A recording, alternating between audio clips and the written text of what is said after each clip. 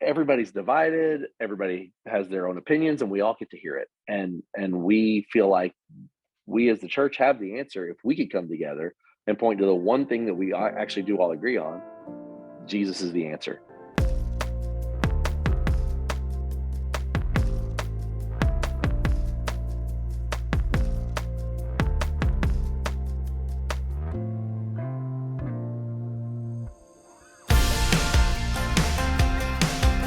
Mike, can you hear me? Hey, yeah, can you hear me? Yes. Awesome, I did it.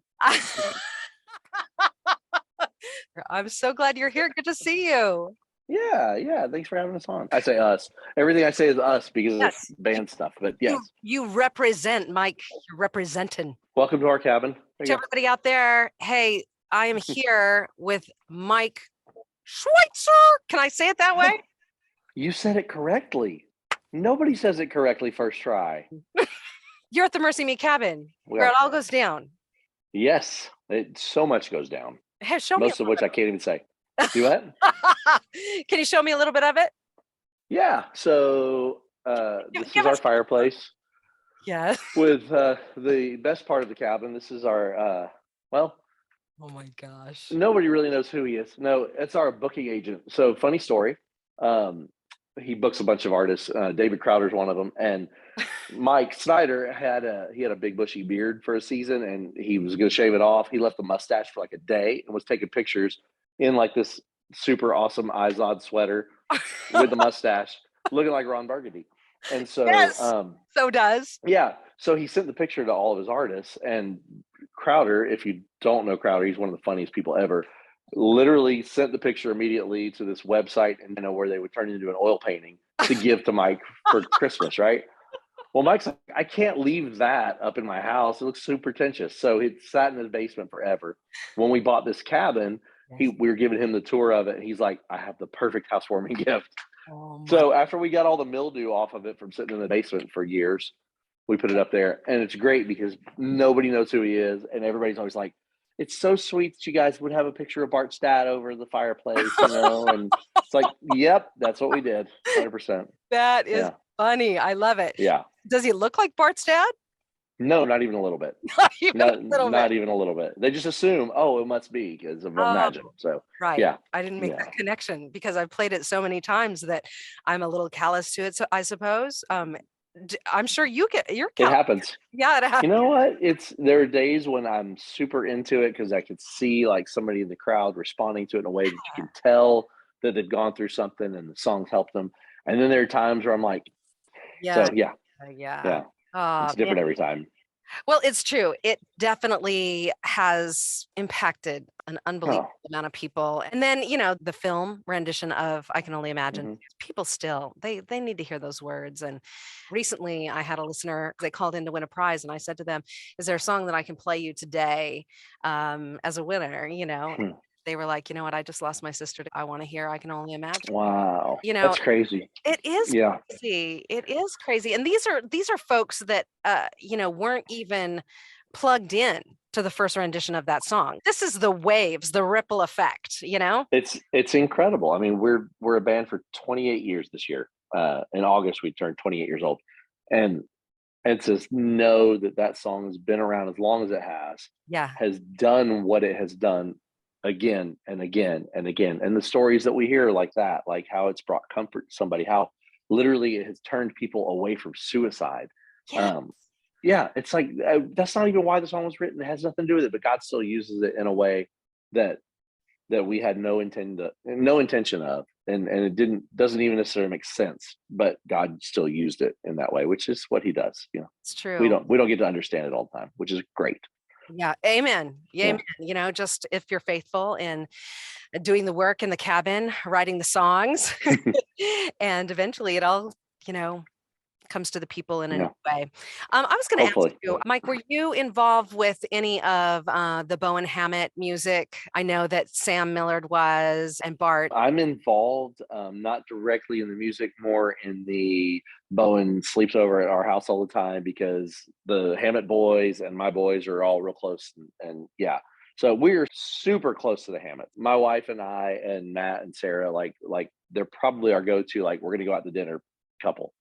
So Really? no, they're awesome. Yeah, they're an awesome family. That is very special. I Yeah, have played the Village Mix that you guys are on with Ben Callahan, yeah, Citizen yeah, West, yeah, yeah, yeah, and yeah. Twins, and the whole nine, and just so special to have that Village Mix. And you really do get a sense of family. But here it is, true and real. You Yeah. go out to dinner with Oh, them. absolutely.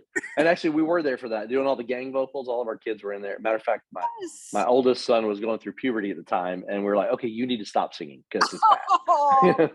Yeah, everybody else is in on it, but yeah, I forgot all about that. Yeah, I I'm forget trying to remember. It's probably about 4 years since for you. because that was right around when he had his last surgery, Yeah. which was a really scary surgery. Um, and so far everything's been great. So yeah, Amen. that's probably about 4 years ago. Actually, his younger brother Louis and my youngest are on a basketball team together. So Wow. we're usually hanging out at games every Sunday. That is awesome. How old are your kids, if you don't mind me asking? Ben 18, Millie is 16, Cam just 14, and Eli just 10. Mike, wow. Yeah, That's yeah, a house full right there. it is. It's a party. So true. Tell me what's going on at the cabin next.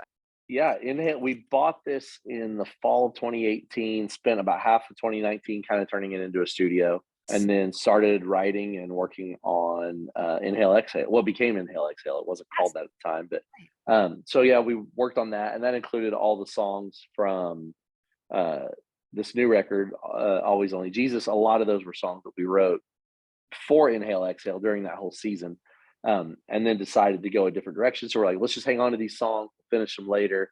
There's actually, for a minute, we talked about doing like a double disc, like releasing that, but we could not get our stuff together quickly enough to pull a lot off because there's a lot of work.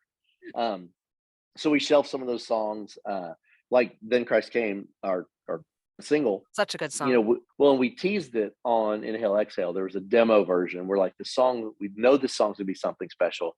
We were fighting with it for 2 years trying to get it right, and so we're like, let's just put the demo version on Inhale Exhale just as a little teaser of what's to come, and it'll be our first single from the next record because we just believe in it that much. Wow. And now it's out. I actually prefer that it's not a double disc because then this takes on its own life by itself, don't you think? This new record? Yes, and honestly, unintentionally, like that really is the case because Inhale Exhale was our we call it our COVID record. Yeah. We kind of went a certain direction with those songs and chose those songs specifically. We were looking to bring some joy in a very heavy season. Like we're known for the even ifs and the I can only imagines and these we love those songs. They're a huge part of who we are. Yeah. But at the same time, sometimes you just want to have a good time and you want to have a happy dance. Yeah. And we were seeing, all of these artists putting out these beautiful renditions of these really heavy songs to be encouraging through that whole season. Where we kept thinking, man, wouldn't it be cool to sing like a disco song about Jesus with Gloria Gaynor? Let's try that. Like we wanted to zig when everybody else zagged. And so that was what Inhale Exhale became. But we still had all these songs that we had been writing Mhm. for that project that were more along the lines of things that we've done in the past, like a God with Us or a Here with Me or All of Creation, more corporate worship songs. And so we're like, that's it. That's what this next record's going to be. We're going to put these out. It kind of snuck up on us because um, it's not that the songs were ever afterthoughts. It was just we started writing. We're like, no, let's go in this direction, and so we'll just put those aside for later. And Right. kind of forgot about a lot of them. And when we were going back listening, we're like, these are actually really good. Like this is turning out something special. So we're really excited about these new songs for sure. The Yeah. artwork for the single "Then Christ Came" has that sort of backyard fire vibe. What is the album artwork for the project? Yeah, it's actually very simple and intentionally so. It's actually just a silhouette of us and just the title of the record, which is Always Only Jesus. And that's because we want to point to Jesus. We don't want it to be about us. And with these songs specifically, coming out of the craziest season that the world has ever gone through, at least collectively, we all went through it together thanks to social media. Um, uh, Everybody's divided, everybody has their own opinions, and we all get to hear it. And we feel like we as the church have the answer if we could come together and point to the one thing that we actually do all agree on. Jesus is the answer. And so if we can help lead the charge in that of reminding believers to come together to be like, man, all of the things that we disagree about aren't really the most important thing. Jesus is. We can lead the charge and point to the one hope the world actually has.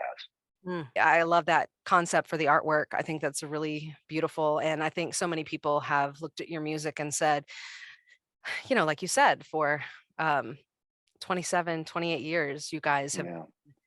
setting a bar for your message. And I'm excited about this new record and what it's going to do.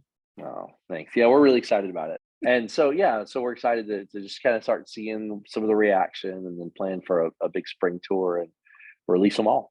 That is great. What a good plan. I love it. Yeah. You're so great. Thank you so much. I'm actually going to see you. Oh, yeah. You're coming to the cabin. Yeah. Yeah. Awesome. Hi, this is Nick, and we're in really backwoods Tennessee tonight. A bonfire happening a little bit later at MercyMe's cabin. We're also going to get a little sneak peek of some new music from them. Can't wait to share it with you. Stay tuned.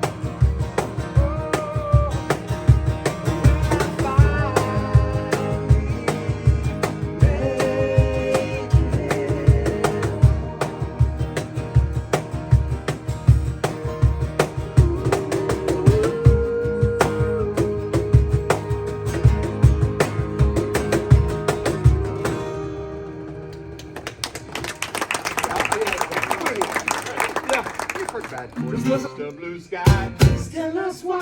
You had to hide away for so long. Where did we go wrong?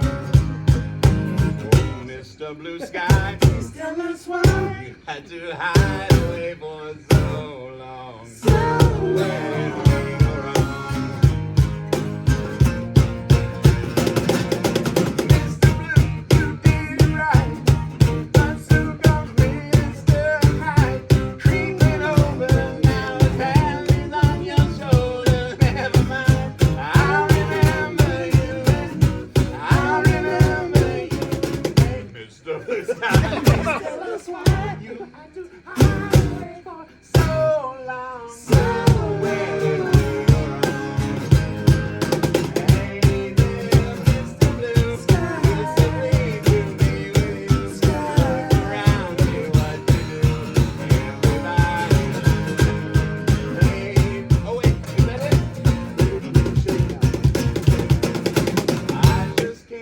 No, it's